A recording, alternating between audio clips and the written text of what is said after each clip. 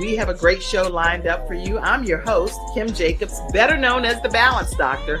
And all of our guests that come on, they're either people that have overcome some tremendous odds in their own lives as they balance this thing called life, or they're experts and they're here to share tips and strategies that will help you better balance and manage your life. Grab your virtual seats and let's get ready for some real relevant and relatable content on today's episode of The Kim Jacobs Show.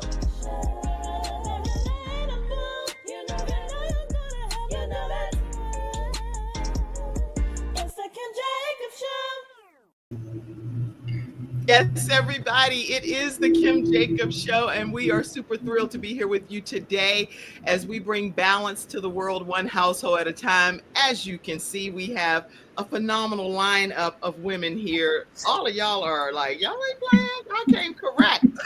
Y'all came to handle your business today, right? Amen.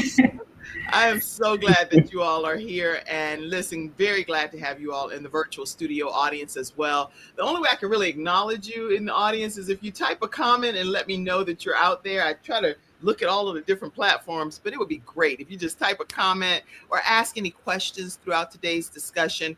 We're talking about how to build a bridge and get over it. Literally, I don't know if that's how you meant it, Doreetha. That's the way I took it when I read it. Yeah, exactly.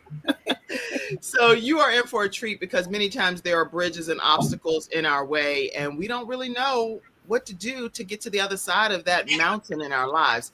And so what I want everyone to do, I'm going to give a formal introduction of each of you, but if you would just open your mic, say your name, and say something about you, maybe something people would have never even known. Just let's go. I'm going to let you speak last, Doreetha, because I'm going to introduce you. So let's go with you, Kidada.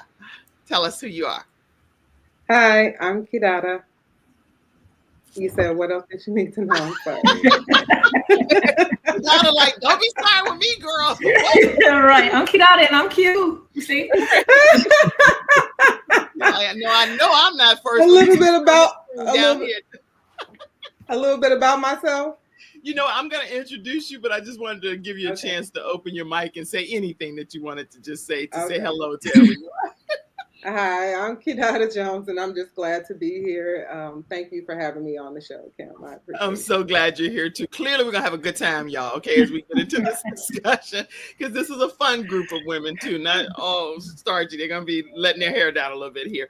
All right, the speaker of life over there, Muriel, tell us hello and say maybe where you're from. Let me give y'all something specific to say. Well, hey guys, I am Speaker of Life Muriel Godfrey, and I am from the south side of Chicago. I currently reside in the suburbs, but you know, I always rep where I'm from. I never forget where I came from. Something about me that people may not know. Although I'm known as a social butterfly, I identify as shy. Do you? Okay. Now, Kidada, I'm definitely the person that goes back and corrects my wrong, right? So you're like, now I hope she come back to me so that I can get a chance to say where I'm from. So, Kidada, where are you from?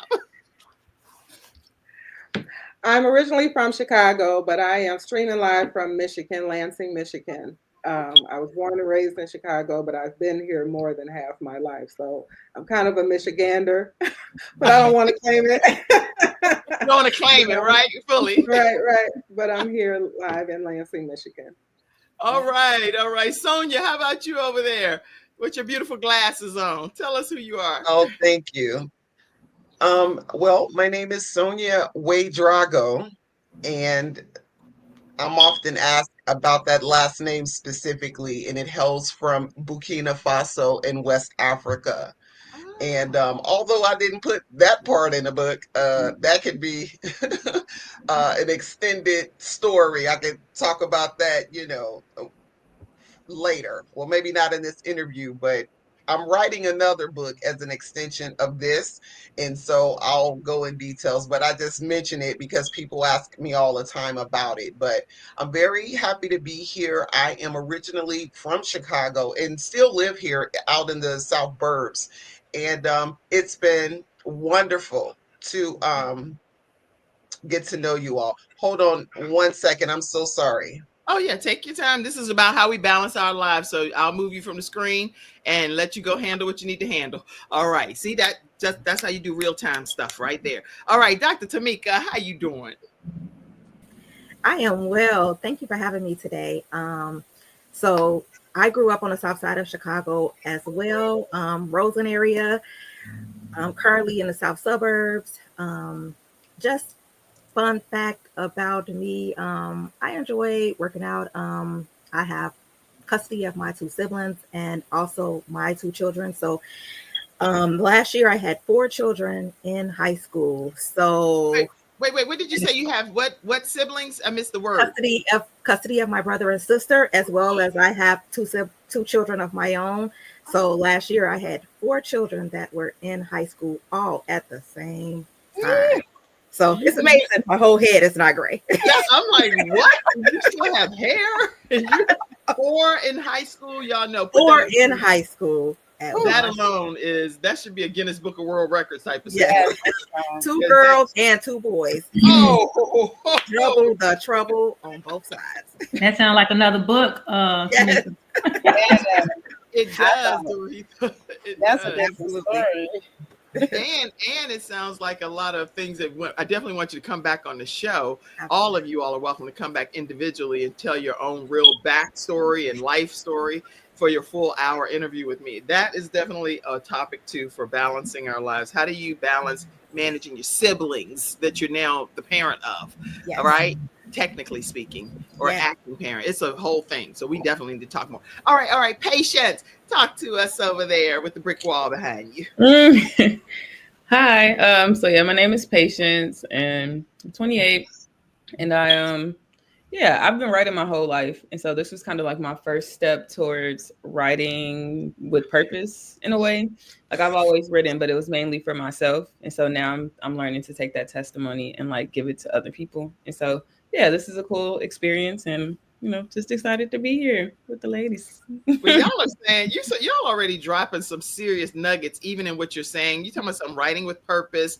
I ironically have a brick wall behind you because sometimes we actually run up against brick walls, but even though that may not be your branding or whatever, I'm just making it into. I mean, that's good. I'll take it. Yeah, that's why I did it. That's exactly why I did it. Yeah. So there you have it. It's a lot that people can learn from someone your age that's still kicking it in the head and just overcoming obstacles and still determined to make a difference on this earth. So I cannot wait to talk to you more and definitely want to welcome you all of you all back individually. Okay. Doreetha, let me pull something up here. I want y'all to know who Doreetha Wheatley is. Full of surprises.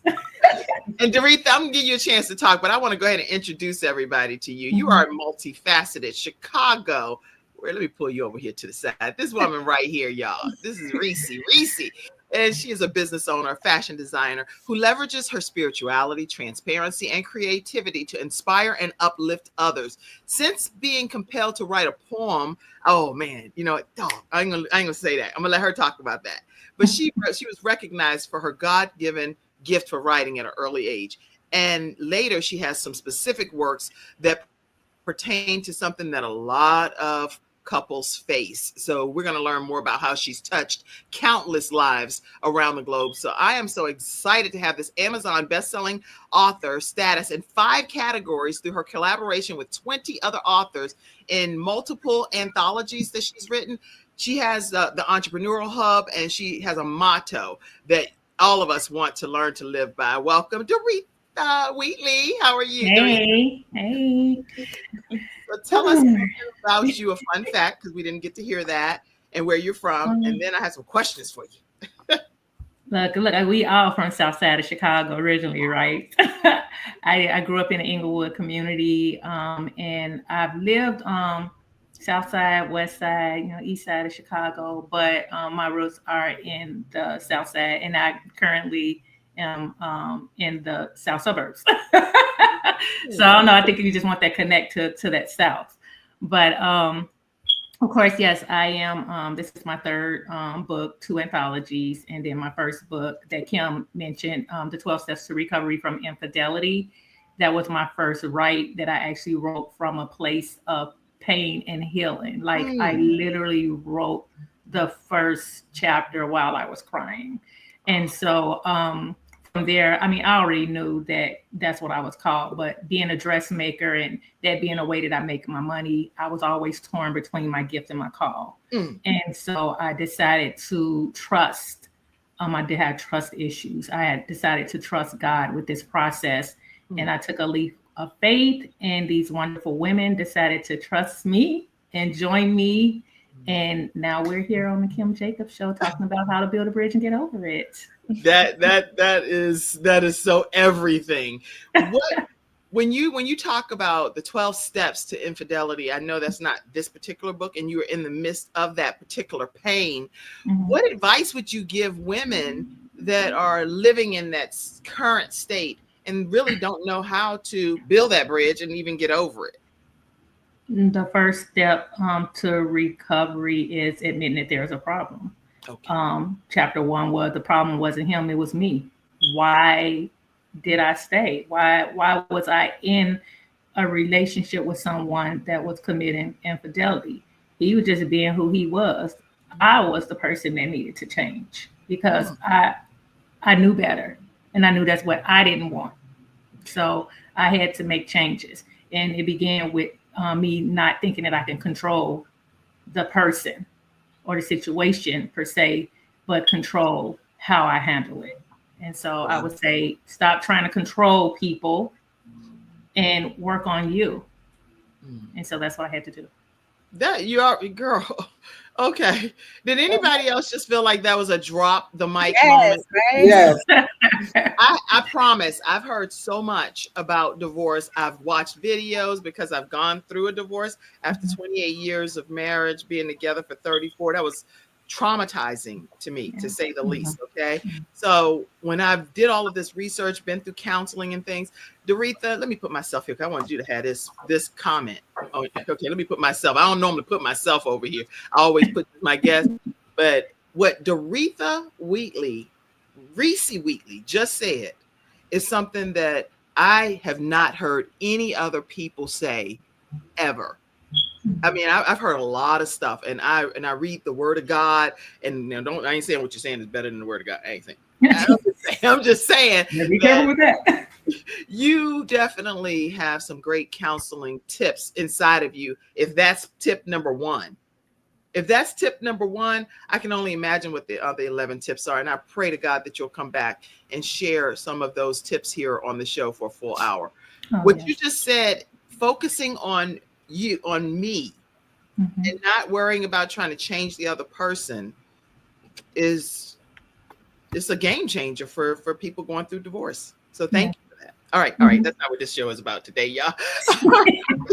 Doreetha, I would like to know what gave you the vision and the passion to create this particular project, how to build a bridge and get over it, with you and these wonderful collaborating authors here today. First, I do want to make mention to Dr. King, who was not able to join us today. She's also a great part of this vision. She's dealing with health issues, so much prayer, and for her. Before you go any further, I know we keep interrupting each other, but since this is a show about how we balance our lives, and I'm a new pastor, ain't no way I'm not going to move forward without praying for Dr. King. So Heavenly Father, Lord, right now I just ask that you just give grace and mercy to Dr. King and the situation that she's dealing with, Lord. The world doesn't need to know the details, but Lord, you know the details. You're the author, you're the finisher of our faith, Lord, and you can say we can do all things through Christ who strengthens us. So we're claiming healing over her right now by your stripes, and we're trusting and believing, God, that it's already done. I pray in Jesus' name, and whoever's name you all pray in, you can as well. In Jesus' name, amen. All right. Amen. Go on, Doreetha. Okay, so how to build a bridge and get over it. Shout out to my girlfriend, Lachelle Silas Armour. We were having a discussion one day, and I'm always having some type of discussion with someone, right? And we were talking about when people say, "Oh, you just need to get over it." We were like, well, if we knew how, we probably would. Like people say it like it's just instant. And so she and I began to make a list of all the things that just we needed to get over. And it was like being fatherless and just down the list. And it was just ongoing, it's just an endless list. because everyone has something that they desire to get over, right? But they just don't have the how. So I didn't seek out these women. God placed these women in my life strategically. And of course, Patience is my daughter. Sonia and I sold life insurance together. Kidada and I went to high school together. Muriel, I met her because she came to the hub and she was going through writer's block to learn her writing style and things like that. And Tamekia and I were part of a women's conference. She was a speaker and so was I. And we were like, And then it just kind of just opened up and here we are with us sharing that how. Not to say that we're completely like maybe where there are no triggers or things of that nature. It doesn't mean that when we say that we're over it, like I was sharing with the ladies, over it just means that we recognize who we are in God. We recognize that we are above and not beneath, right? That we are the lender and not the borrower, and we are the head and not the tail. That we have power over our traumas and our past experiences, that they don't own us. And so that is what we're sharing. We're sharing the how. You know, we combat those traumas by casting down, you know, when those things come, because they'll come, you know, the thoughts will come. Reminders will come. We may be in a certain place and things rise up, but we know that we have power to cast that thing down. And so that's what How to Build a Bridge and Get Over It is about. It's about those things that we had to get over that are now beneath us. Because we're crossing over to the other side. Yeah. I am so excited. Now, in the book, you have a chapter.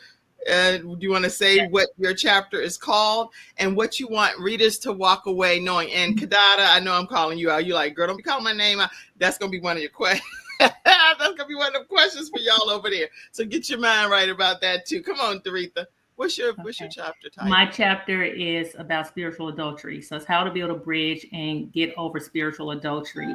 My subtitle is When Love Calls. When Love Calls. When Love Calls. The thing that I guess resonated with me most as I was writing was that epiphany of, what do you do? And it was, you either pray and stay or believe and leave. That's it. When it comes to spiritual adultery, when you start to obsess and put all your energy into people and things as opposed to God, we're committing spiritual adultery. You know, in my book, I talk about how I was a wife first to God. He said, he who finds a wife finds a good thing. He who finds a wife, not a girlfriend, you know, not it's complicated, a significant other. He who finds a wife. Well, you were a wife when he found you. You were already married and committed to the things of God. At what point did you forget that God was your first husband? And so I had to realize that I was changing. I was doing things that was unseemly to God, right? God said, no, daughter, I did not call you to do those things. I did not command you to behave that way. And so whether I was screaming, yelling, cussing, fussing, changing the way I dress, hanging out certain places, whatever, and I'm trying to gain acceptance from people, or pursuing my business more than I was pursuing working on my gift more than my call. How about that? Then there was a problem. And I shut it all down. Literally, the doors to the hub, the physical doors were closed. And all it did is prompted me to go into another direction, because he kept tapping me and whispering to me. And he was like, girl, you ain't listening? Okay, I'm gonna shut you down. And I got ill. And he shut me down. And even while I was ill, I still tried to find a way. Trying to make it happen. Work it out. And he was like, girl, let me shut these doors. Wow. And so grateful to God, you know, for his chastisement and also the wisdom in knowing that because he loves me, that his plans for me are good. And I don't have anything to worry about. So, yeah. Okay, y'all gonna have to hear a lot more from Doreetha, but we're gonna keep it moving for a minute here so that you can hear from one of her. You know how people say, this is my seed, right? You know, everybody say that, right? This is my seed. This is her seed, Patience Wheatley. And Patience is a 28-year-old author, musician, creative director, designer, based in Chicago, passionate about empowering others. As you can already see, she is recently published her debut work, and I'm going to let her talk about her role in that and what inspired her to come up with her chapter title. So I'm not going to read any more of this because your multifaceted career combines your love for creativity, healing, social impact, and you aspire to become a world-renowned figure in music, design, and community advocacy. Before you even start speaking, let me say this right here because this is important to know. Anytime, if you're watching this episode of the Kim Jacobs Show and you have a young 28-year-old that's already this accomplished, that has goals and dreams to change the world, literally, please make sure that you reach out to Patience Wheatley and connect with her and let her know some of the projects that she can collaborate with you on to help catapult her to the next level of her dreams and her goals becoming a reality. She could be doing anything, y'all. She's here trying to better the world. Let's support her. All right, go ahead. I should have put my own stuff over there as a commercial. That was a commercial. Yeah, that was so good. I'm like, yes, please, y'all, please. So, Patience, tell us your reason why you wanted to be a part of this with your mom as the visionary. Honestly, I just anything my mom does, if she asks me to help her, I'm like, yeah, for sure. Like, I'll do it. Like, because I just know she has great vision. Like, she has great ideas. And so it's like, why wouldn't I want to be a part of it? And then, like, I've always loved writing. And so we share that as well. And so it was just cool. And too, like, I just find that writing can be very healing. And I sometimes, and I was thinking about this morning, because usually, like, I believe truly that, like, anytime you're blessed is to be a blessing to someone else. But a lot of times I look at that and I think about like monetary blessings or tangible blessings, and that's what you pass down. And I forget the blessing of like life, the blessing of your testimony. That's and so right. Now I'm like being able to write about the things that I've overcome. It's like, okay, so this is the blessing that I'm also supposed to pass down. Like the fact that I've kind of tried to overcome certain things, and I'm still like in the heat of it because like, it's just life, you know, and the devil knows what you've been through and your triggers. And so he's going to bring those things back around. And so this is kind of like the first step to making it a little bit harder for the devil, I guess. Like, I don't know. But yeah, just wanting to live a more purposeful life or to like heal myself too kind of led me to writing it.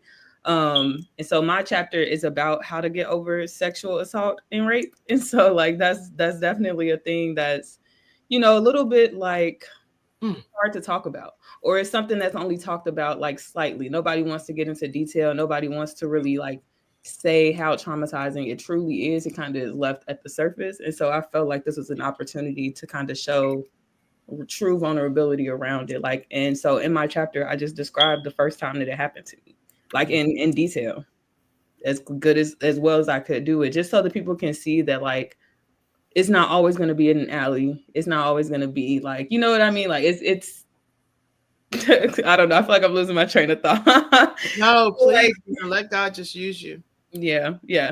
So. Because what you're saying here is helping somebody. People hold this in and they do not share their stories, and definitely not on public platforms. Most people don't. So it's changing the world. Well, thanks. But just that kind of like led me to want to do it.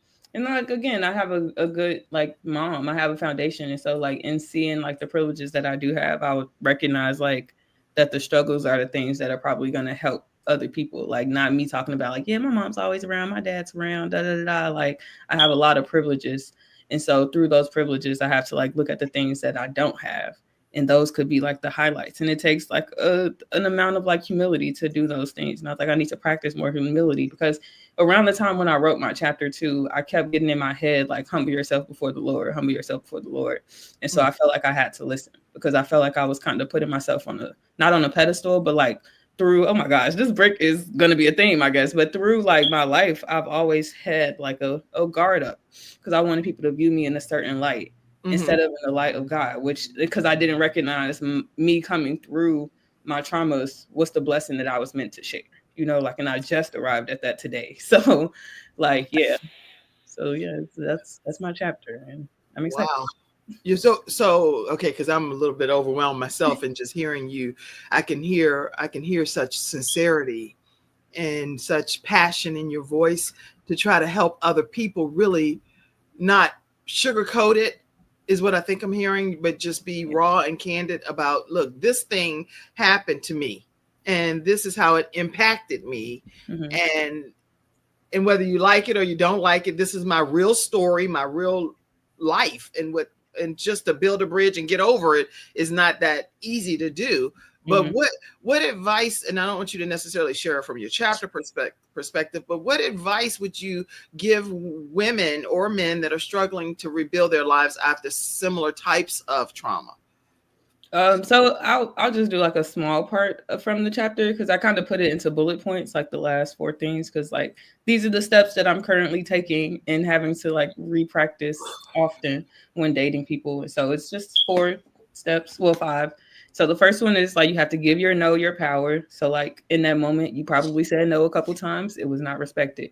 You need to say no a whole bunch more so that you can understand that your no has power and give it back that power. So do that, and then like accept that it wasn't your fault. I went to therapy one time, and when my therapist told me that, I literally couldn't like I just started crying, because a lot of times it's like you could have did this to not let it happen, you could have done this to not let it happen, but it's like ultimately that person harmed you because they wanted to be harmful to you. You couldn't really do nothing, it wasn't your fault. And then after that I had to look at like patterns, because yes, that person tried to harm you, but yes, you did put yourself in a harmful situation. And it's bad to say it that way, because it's not your fault, but we do live in a society where people are selfish. And so you have to recognize when a person is showing those traits. And so pattern recognition was like the step 3. And then distance from the people that show the patterns of the people who have abused you. Distance yourself from those people. Try to find better people to be around. And then celibacy, honestly, has helped. Like I go through stints of like every year I do it probably at least 6 or 7 months of celibacy, just because I don't know. I just feel like it just helps, like just to remember your value outside of, sex. And so, yeah, those are the takeaways from my chapter. You okay. Anybody before let me let your mama speak for you. You know how you be like, just let somebody speak. I'm gonna let your mama, who is collaborating author with you and the visionary author behind this book. For everybody that's just tuning in, we're talking to the authors of How to Build a Bridge and Get Over It. And Doreetha Reese Wheatley is the visionary behind it. That was her daughter, Patience Wheatley, that just spoke about her chapter of overcoming sexual abuse and rape. And so that's going to be a very helpful chapter to a lot of people here. Actually, I was looking at some of the statistics. 1 in 5 women, according to the National Sexual Violence Resource Center, 1 in 5 women in the United States experience completed or attempted rape during their lifetime. That's a lot of people. And nearly 24.8% of men in the United States have some form of contact sexual violence in their lifetime. Nationwide, 81% of women and 43% of men reported experiencing some form of sexual harassment or assault in their lifetime. I'll put the statistics in the comment section for you all, but I wanted to give you a chance to just speak as well, Doreetha. What does it do for you hearing your daughter be a part of this project? And you're muted too, so unmute yourself first. I'm grateful that she's allowing God to use her experience and her transparency to help others heal as she is currently healing. Patience is full of wisdom. She's always been wise, and she's always been dropping gems. Like we'd be driving and she just randomly say something. I'd be like, and thinking flesh and blood ain't revealed that to you, child. So I'm just grateful to have such amazing children. I'm blessed, and I am here for the journey with her. Because when I found out, I just it's painful. It's her journey, and so I am here to support her journey. So and as a mom, and I'm sure her dad and other family members, when you find out something like this from your child, what advice would you give, Doreetha, to parents that are so easy to be like, oh, well, where were you? What'd you do? I mean, you have parents that go in on the child and turn the whole situation around.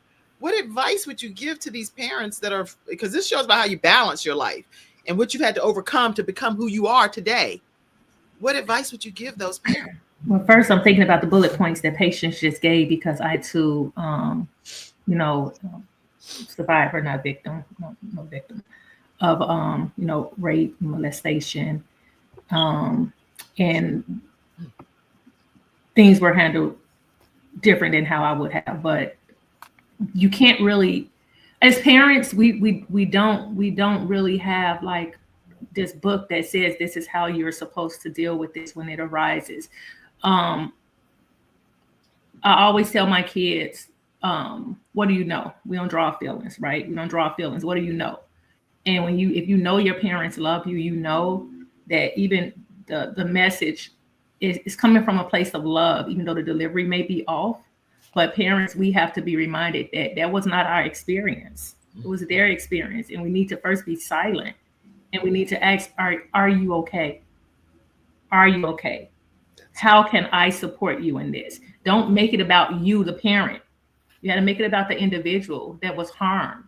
And you become a vessel for them, so that you could support them and help them get the healing and the help that they need, whichever direction they choose to go in.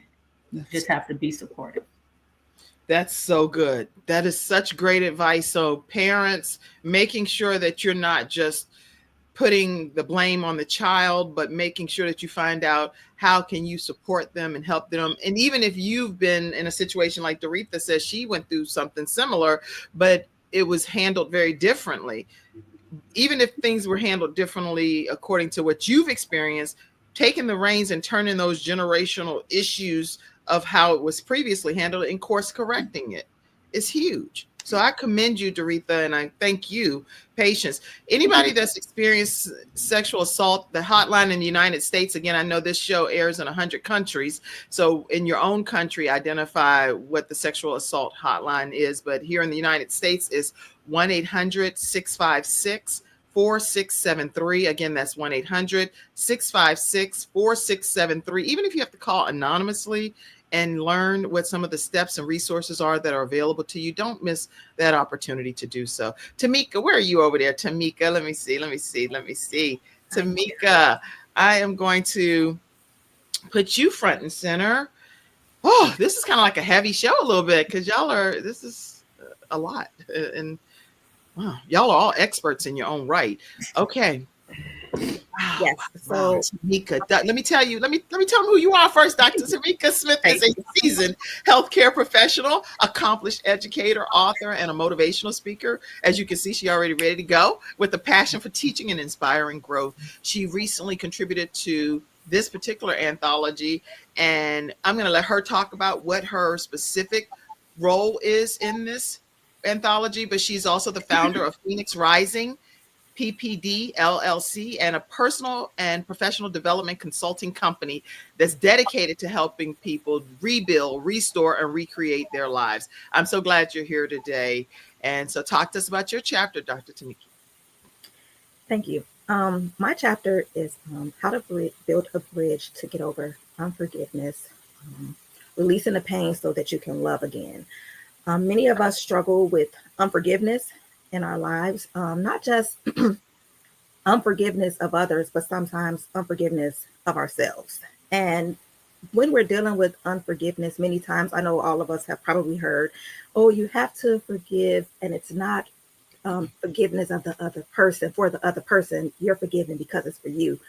But when you're going through something traumatizing, where it's a deep betrayal, a deep cut, you almost feel like, in a sense, that to forgive, you're almost forgiving, or you're almost accepting and saying that the betrayal that was done to you is okay. And although you know it isn't okay, but that's how you feel on the inside. You feel like you're just kind of sweeping under the rug, you're not addressing it. So the battle becomes within yourself, within your own mind, where you're trying to battle against yourself of, I know I should forgive, but man, the hurt is still there. And so in this chapter, I talk about unforgiveness, how it can affect you as a person, your journey. And also we talk about, even when you're going through the journey of trying to find yourself, trying to love again, how you can sometimes hit hurdles where you can be triggered and you put in a lot of work and you feel like, yes, I forgive the situation, I forgive the person. You'll hear a song, you'll see a person, someone will say something, and just like that, all of the hard work is gone, and you feel like, I really don't like this person again. Maybe I have not forgiven them. Maybe, something happens in life and you feel like, man, the battle starts all over again. So we talk about that cycle, and we talk about what are some steps that you can put in place to recognize that true healing is occurring and that you are making those steps and progressing towards a path that is going to release you and allow you to truly love again. Wow. Okay. I can't wait for any of you all to get this book, because it is going to be a game changer for you. Your work with Phoenix Rising is transformative. And I'm sure you have like various principles that you employ, but I would like to know, what is one principle that you share with your clients that are trying to just rebuild and restore their lives after dealing with unforgiveness? So, like the name of the company says, Phoenix Rising, when we go through things, there's always that opportunity to rebuild, come from those ashes, restore. It's about transforming yourself into the best version and being the best possible you that you can be. So we help you to connect with yourself, connect with your passions, and just remember who you are and who God has cast you out to be in this world. So just remembering the power and the strength that is already embedded within you. We're just rebuilding, recreating, and we're helping you to unmask and really walk into the path that is purpose for you. Y'all have like the best answers ever, and we did not rehearse any of this. It's not scripted. We're just having a conversation, everybody. And so I'm just really grateful. Right now, I see that there are several of you all here, but I just want to put this up because right now we've heard from Patience, and hers is a relentless no to love in chapter 4, and you just heard from her. And then we also had Dr. Tamekia, and Dr. Tamekia, releasing the pain so you can love again, and she's talking all about forgiveness. And so you can get these right now. I want people to know, even mid-show, Doreetha, how people can get a copy of the book, because I keep popping this up, but I want to make sure this is how you want people to go to get a copy, correct? And unmute yourself first. Okay. It was unique how I was led to do this, because this mission isn't about me. And so creating a website where we have images of each one of the authors, you go, let's say it resonates, one person resonates more with you, and you go to womangem.com, you go to that person's image. When you click it, it will redirect you to their personal pages, their social media pages, and you will connect with them directly and order books or book them for speaking engagement, things like that. It's all individual thing. I know that every story will not resonate with everyone, but in the event something Kidada said, touch you, you're going to go to womangem.com. You're going to find Kidada's picture. It's going to redirect you. You're going to find Sonia's picture, redirection. Tamekia, it's the same for everyone. So I did that intentionally so that the women would be able to get royalties and bookings, things outside of Doreetha. And also, I didn't want to have to micromanage. Right. That's like the whole confession. I was like, "Ooh, y'all just thanks." Right? Go ahead now. Let me make sure I do Dr. King, Dr. Denise King. I do want you, Doreetha, to say something about her chapter as well, because I know she's not able to be here today. And then we're going to keep right on going. Okay. So Dr. King, chapter 1, A Journey to Self-Love. Her chapter is about surviving the traumatizing effects of domestic violence. So she is a domestic violence survivor, and she has a backstory of when it all began as a teenager, and how she overcame it. The things that she learned from it and things of that nature. So, of course, buy the book. You can read it for yourself more in depth, but she's amazing. And the story with how Dr. King came upon it was divine. It was all just divine. So I'm really grateful for her coming through. And yeah. And while you're talking, tell me this image, what this reflects and means. We got together to do a shoot as a group, and that 10-pound diamond is my hope diamond.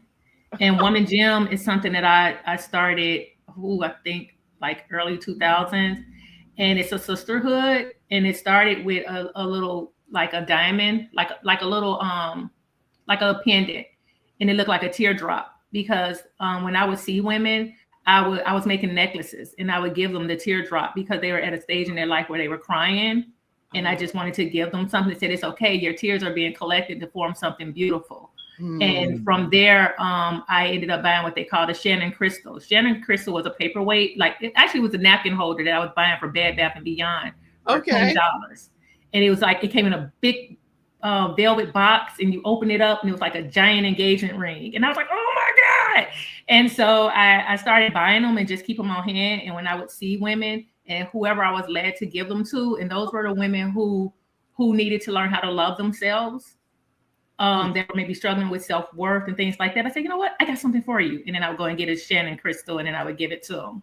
And then from there, the Hope Diamond. The Hope Diamond is a 10-pound diamond because, of course, I'm multifaceted, right? Like we're gems, we're brilliant, we're beautiful, right? But the formation process is not always, as beautiful. And the 10-pound Hope Diamond is what the women get when they're at this stage. And I have to find these Hope Diamonds. I've been looking. That one cost me $100 some decades ago or whatever. But it's when you can give hope to another sister. Oh my God! So I'm holding the Hope Diamond because what I intend to do with this anthology, and we're going to do one every year with another group of women, is to give hope to another sister. So, wow. Oh, okay, y'all. We're going to keep right on going. Once you realize that if you're a part of an anthology with Doreetha, I'm putting you back in Patience as well. But if you are a part of an anthology with Doreetha, this is the kind of love you're going to get. You're going to get that hope, that adoration, that inspiration, letting you know that you're a diamond and that you can build a bridge and get over it through the lives and testimonies of those that are sharing them today. All right, let's see who can we go to next here. We have Kidada. Let's go to you, Kidada. Where are you at over there? All right, Kidada. Let's go. How are you? I love your smile. How are you? Thank you. God. Okay, let me just introduce you. You are, well, first of all, I got my glasses upside down. For any of you all that don't know, I have on different glasses because my red glasses broke. And so I was like stressed out over the holidays. My glasses broke and now I have to use these. They turned upside. Anyway, forget it. That's I'm just having my own moment over here. I ain't noticed that. Kidada Jones is a proud mother of 3 and a devoted grandmother. Your grandma. She serves as the accounting director for the Michigan Department of Health and Human Services, bringing dedication, expertise, and excellence to her work. Her life reflects a beautiful balance of family, service, and creativity, evident in her passion for helping her friends, loved ones, and others that are in need. Now, she has a chapter in this book that she's going to be talking about, and I'll let her say that directly. But welcome, Kidada, and talk to us about your chapter. My chapter is How to Build a Bridge and Get Over Fear. And my tagline is, I was afraid to love her.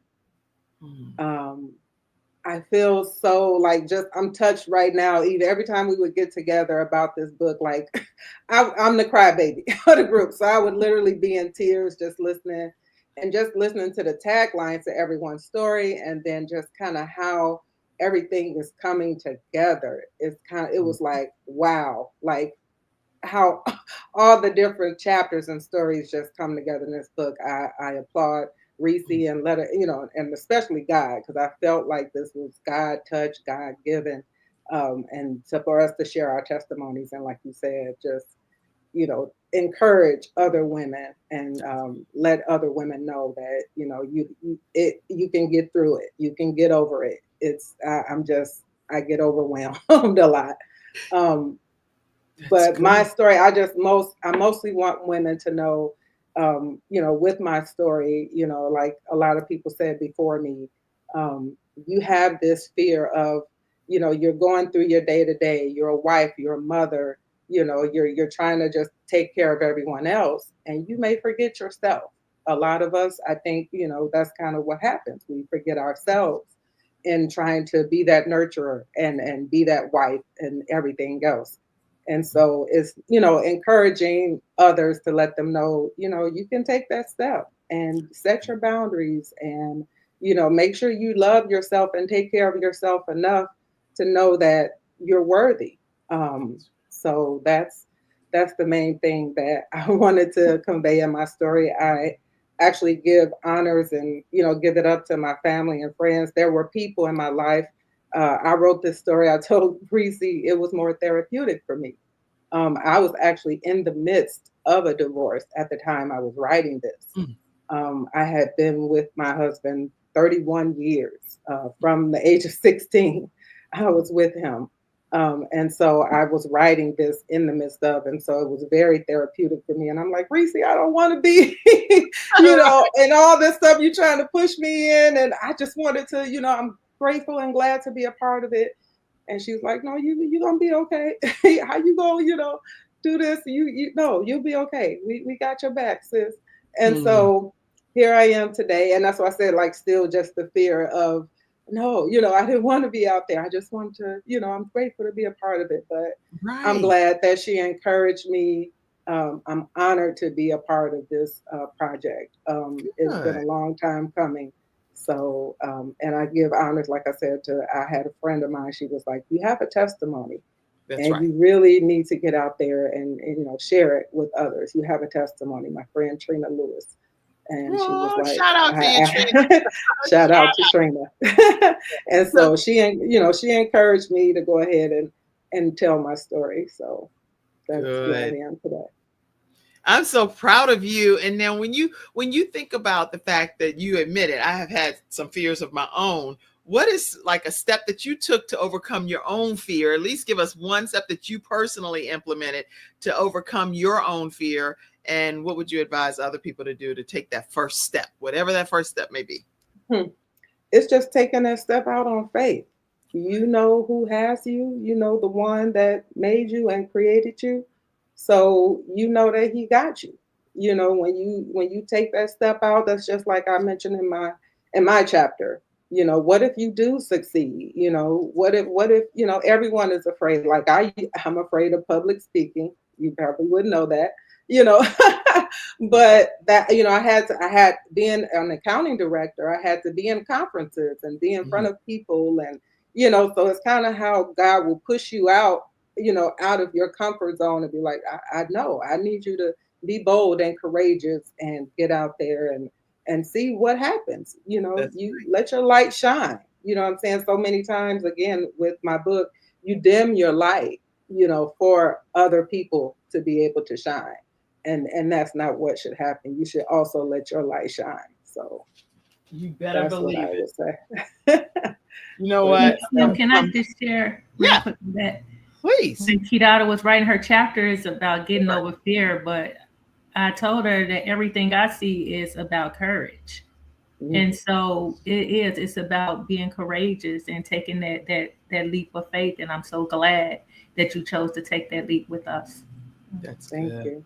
I'm so glad you did as well, because so many people are going to be blessed when you get a chance to learn how to get over fear just by reading in Kidada's chapter. And the way that you can get the book, I want to make sure you constantly know, if you have not already gotten the book, go get it today, womangym.com. Each of these collaborating authors will have a page that you can click on and support their particular purchases. And so go to womangym.com and get your copy today. Wow, I'm really excited about, let me move this for a minute here, but I do want to put your image up as well. And you are chapter 2. I was afraid to love her. Oh my gosh. Once you learn how to love yourself, there is no limitations to what you can become. So I'm so grateful for your chapter. Okay, doctor, let's see over here. The speaker of life, Muriel Godfrey. How you doing over there? Hi, I'm wonderful. I knew you was coming to me next.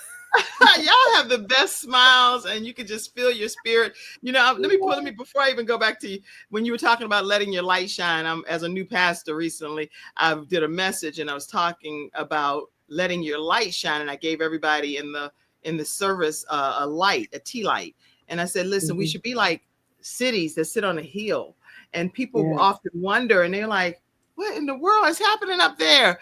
To the point where we're able to encourage people to learn more about Christ and to accept Christ because they're seeing the light shine through us. So I just want, I don't pull this out on every episode, but this is an episode that I would say, thank you for letting your light shine. If I could tag each of you, thank you for being a city on a hill and letting God use you today.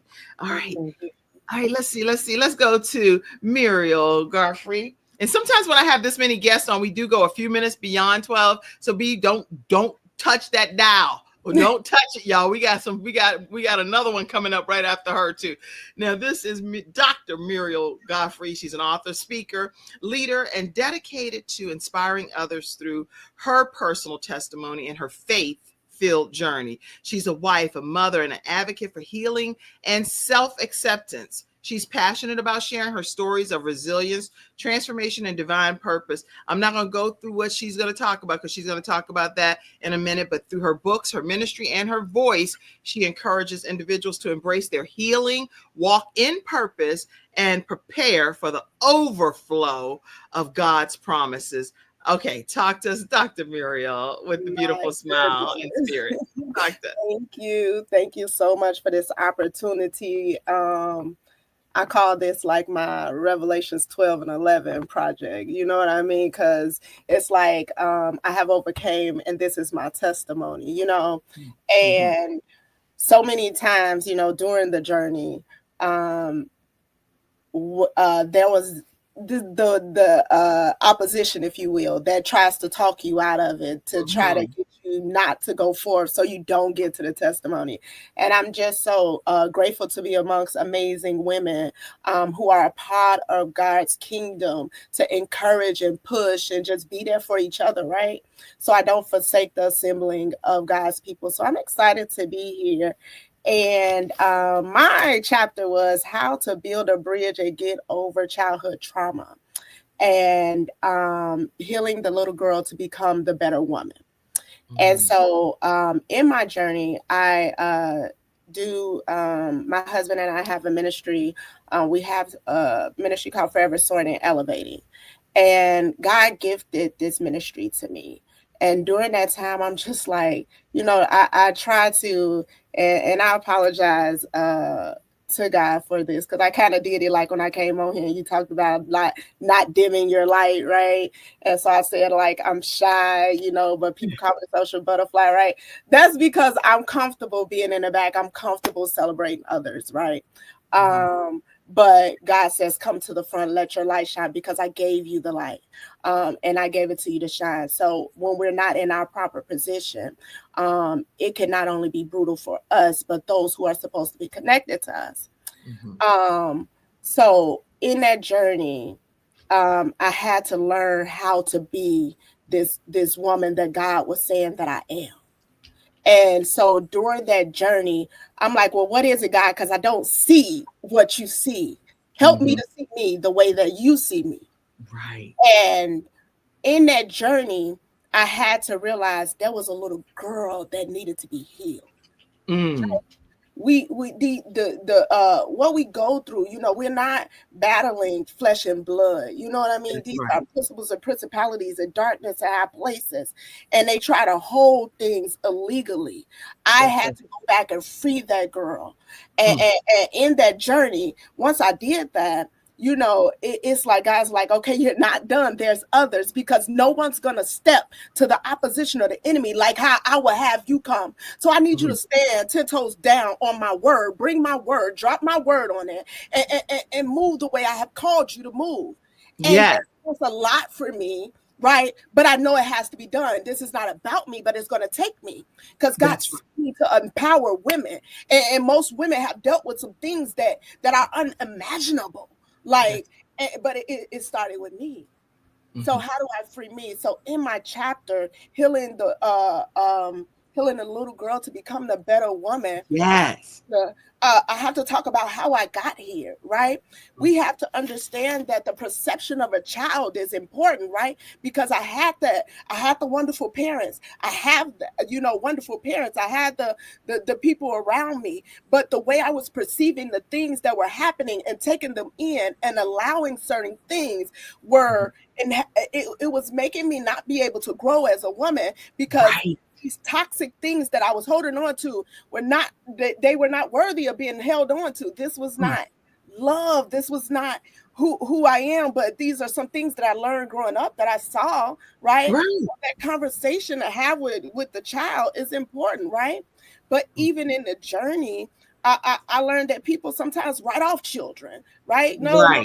So I need, there's two parts where God connected me, to the children and to the women. And then also sometimes I could identify with certain other situations, just giving the men a perspective on that. But I had to heal the little girl. How did she get broken? Where, so we talked about those toxic traits in my chapter that I picked up along the way. It wasn't my parents' fault. It was that I did not have, the perception was clouded, right? It was the enemy. God began to reveal to me who I was as a little girl. I need to be able to speak these things, but the enemy was trying to knock that light out. He didn't want that to come into the surface. And so in here, in my chapter, I talk about taking that little girl, loving that little girl, right? Because some things that my grandmother, and it's I have the most amazing grandmother, both of them. And so they did right, but they would say, you want to pray for others, right? Don't be focusing on praying for yourself, pray for others, right? And in that, as a child, my mind just, I don't have time to pray for myself. I got to pray for other people, because that's what Granny said do.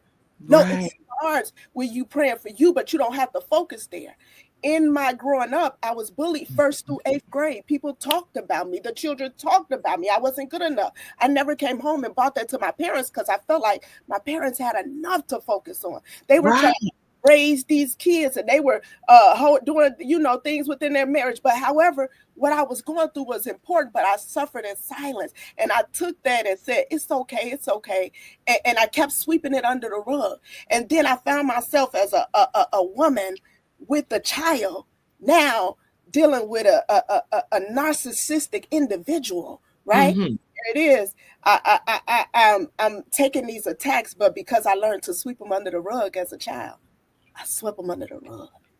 Taking damage after damage after damage of all this stuff that was just not what I should have been taking, and then finally getting to a point, because God will let you go, right? God has called me to the deep calleth the deep, right? So in that, I had to, he took me down, and I was like, no more, right? I dealt with a domino of deaths and some crazy things, and just when it came to August 4th, my mama dying, like, that's enough. Lord, what do you want me to do? Heal the little girl. Your testimony is important. He began to tell me that this project was coming. So when Breezy came, I was like, okay, God, this go time, huh? This it. I gotta talk about it. I cried. Healing that little girl. There's layers to healing. So I had to heal a little girl, and I had to literally begin to love her as a grown woman, begin to love her and begin to show her that she's beautiful, pick her up, dust her off, show her how to walk, show her how to be herself, be comfortable in being herself.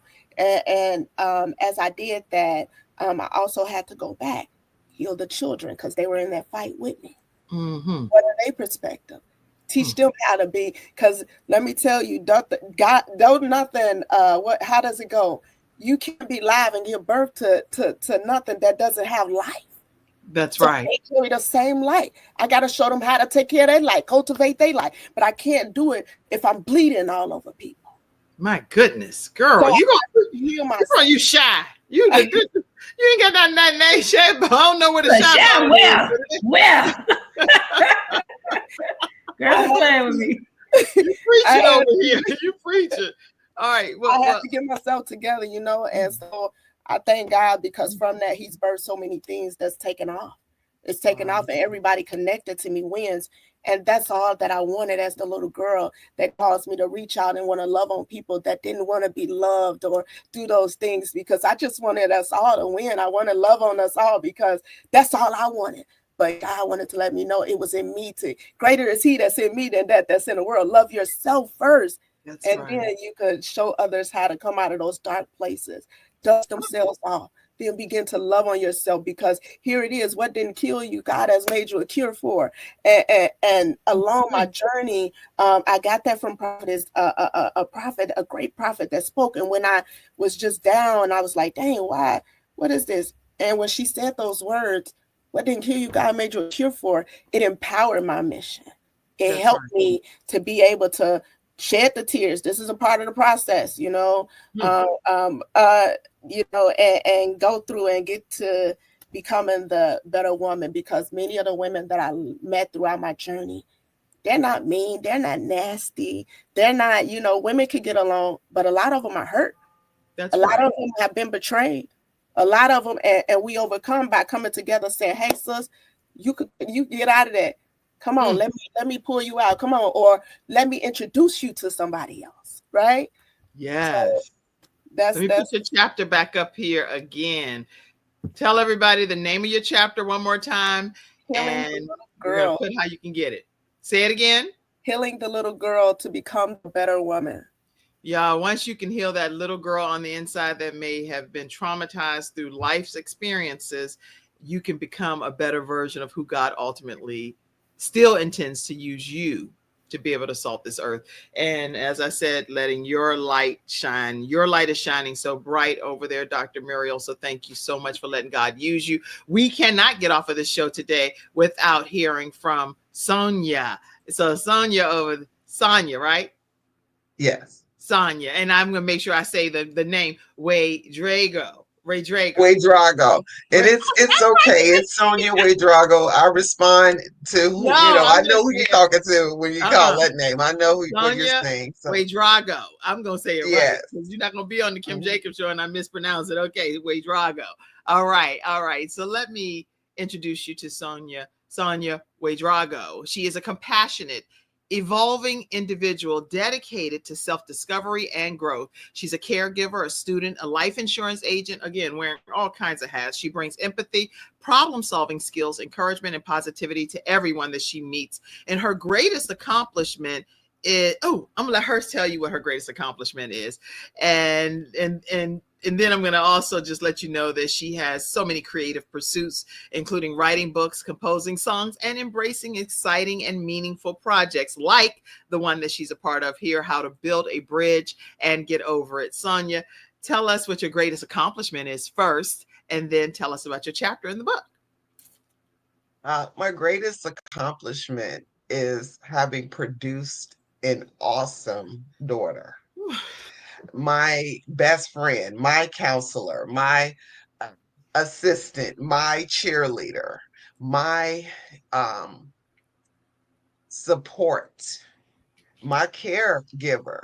She is everything that I think any mother would want in a daughter. She is smart. She is ambitious. She is kind. She is fun, smart, loving, a wonderful mother.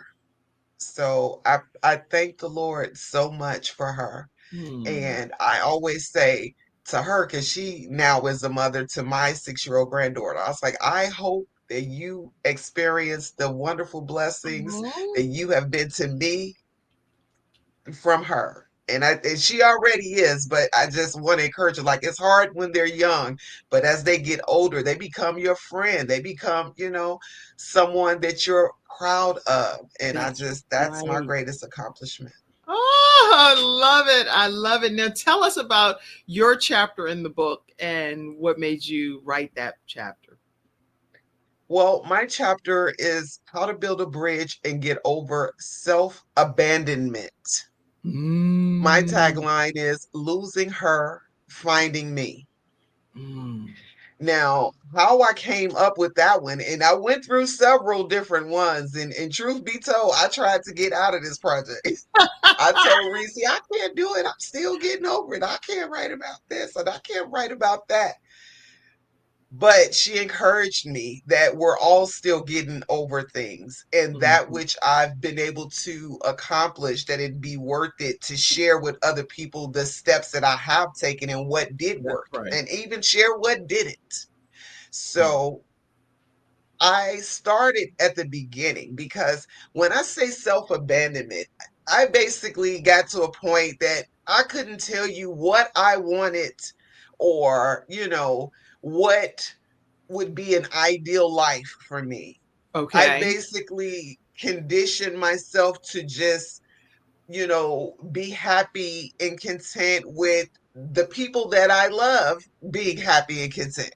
And to a degree, that's still true.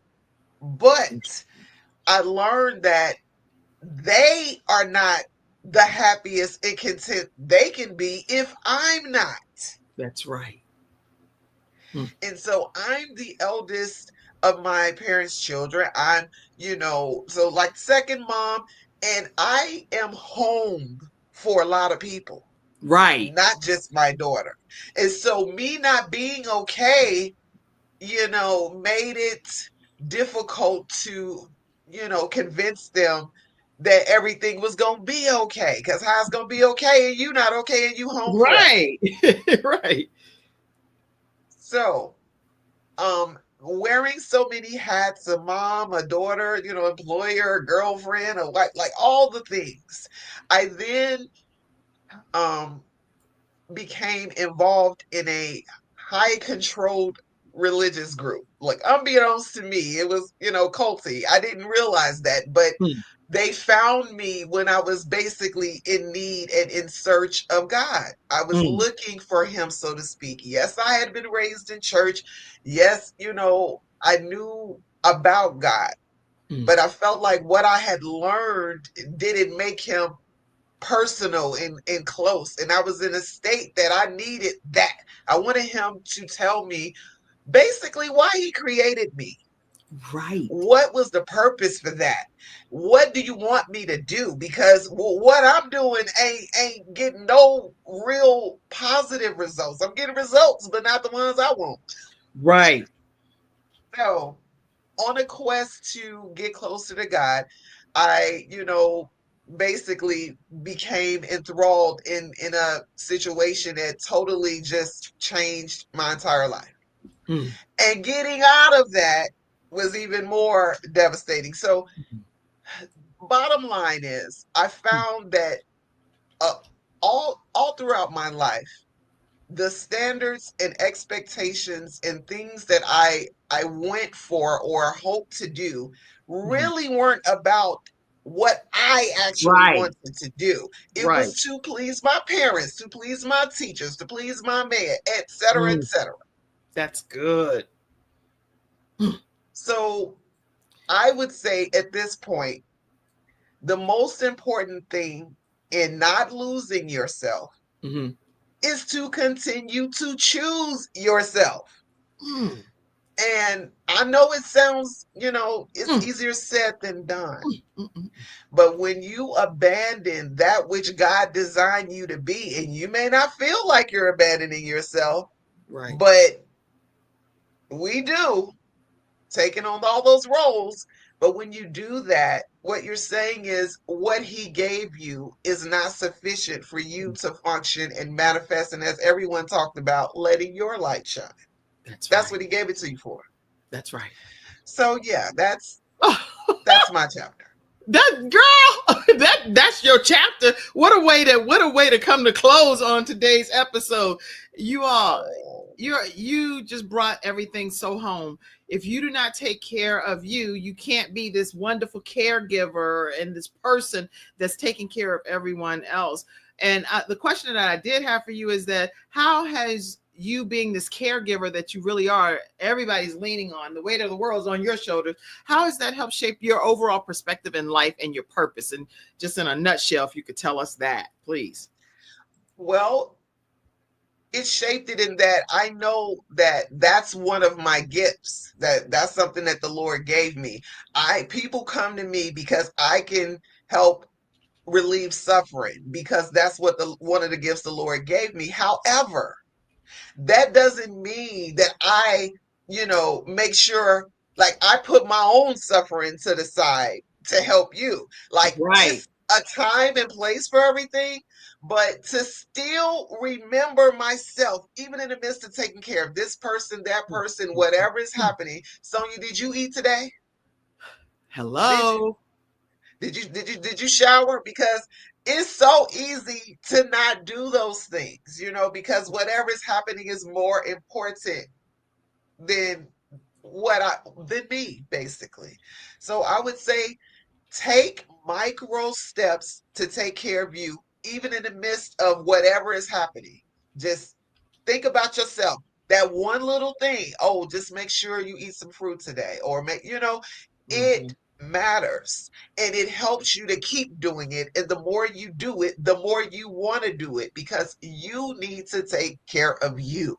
That's so good. That's so okay, y'all. Okay. I know I said 12:15, it's 12:14. This is getting cray. Because this right here is some great stuff. I personally, back in the private chat, been telling y'all have to come back individually to be a guest for the full hour. Is no way that I cannot have y'all come back individually. This is like epic. Mackenzie, in 30 seconds or less, pop some flash rounds of comments real quick. I can't get off without acknowledging the guests in the studio audience. Jacqueline, thank you so much for becoming a member over a YouTube member. So you just subscribed over there to our YouTube membership. Thank you so much, Jacqueline.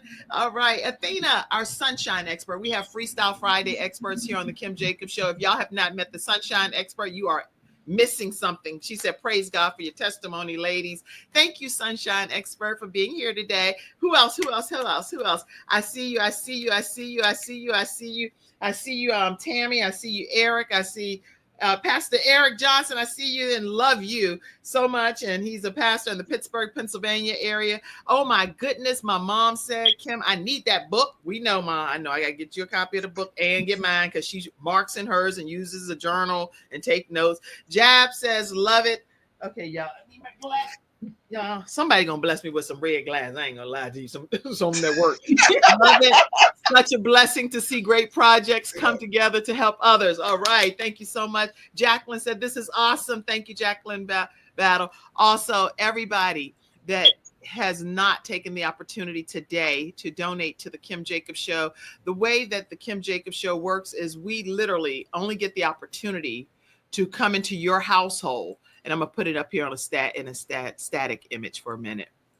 We only get to come together in your household, bringing balance to you with wonderful guests like this every weekday at 11 o'clock a.m., only through community contributions. If we don't get community contributions, our production is not paid for otherwise. So all of the subscriptions and the things that are bringing you true value into your home, the missing piece of the puzzle that might be missing in your household, your family unit, how you handle things, are coming through wonderful experts and guests that appear right here on the Kim Jacobs Show. So if you have not donated, take a moment. I see you, Dr. Marcia Alston, Vicki L. Evans. I see you, Brian and Summer, that just donated as well. Partner with us today and donate via Cash App, $ Kim Jacobs Inc.